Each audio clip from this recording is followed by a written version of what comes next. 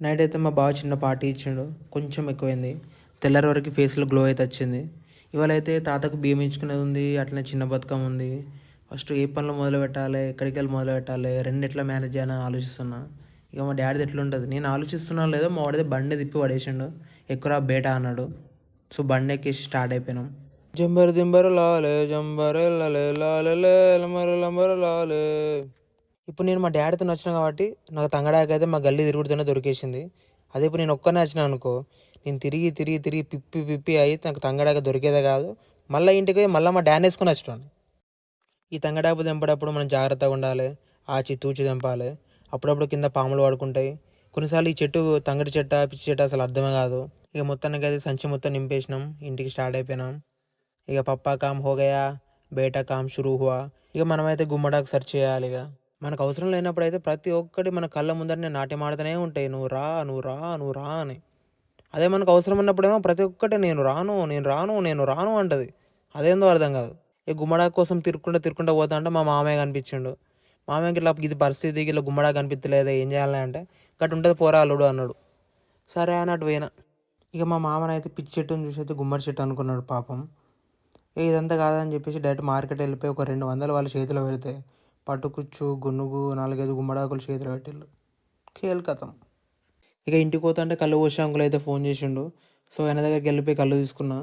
ఇక phone pay చేస్తా అంటే అద్దొద్దు నాకు చేతిలోకే కావాలన్నాడు. ఇక మళ్ళీ కింద మీద పడి అటు తిరిగి ఇటు తిరిగి మళ్ళీ చేతిలోకి అయితే మనీ తీసుకొచ్చి ఆయన చేతిలో పెట్టేసిన. ఇక నేను ఇంటికి వెళ్ళిపోయేసరికి మాములు అయితే బతుకమ్మని పేర్చేసిళ్ళు, దేవుని దగ్గర పెట్టేసిళ్ళు. ఇక మంచిగా స్నానం చేసి అమ్మ మీటికి వెళ్ళిపోయినా. ఇక బియ్యం ఇచ్చుకునే కార్యక్రమం సందర్భంగా నేను, మా డ్యాడీ, మా తాతయ్య ముగ్గురం అయితే కళ్ళు చేసి కొట్టేసినాం.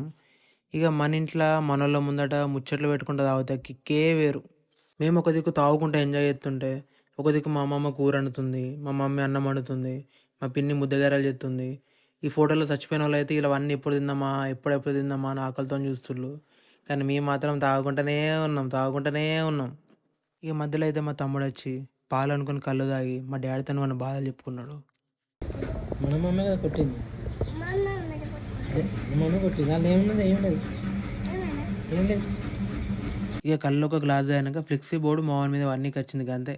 ఇక చూడు, భయం ఎరగని శబ్దమే అదిరెను ఆకాశమే ఎదగాదమే.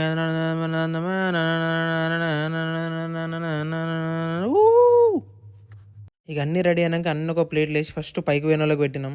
ఎందుకంటే పైన మరి ఇవన్నీ ఉన్నాయో లేదో తిన్నారో లేదో తెలియదు కదా. ఇక మేమైతే తినుడు స్టార్ట్ చేసినాం. ఇక మామూలు కళ్ళు దిగిపోయిందని తినేటప్పుడు కూడా మందు తాగుతారు.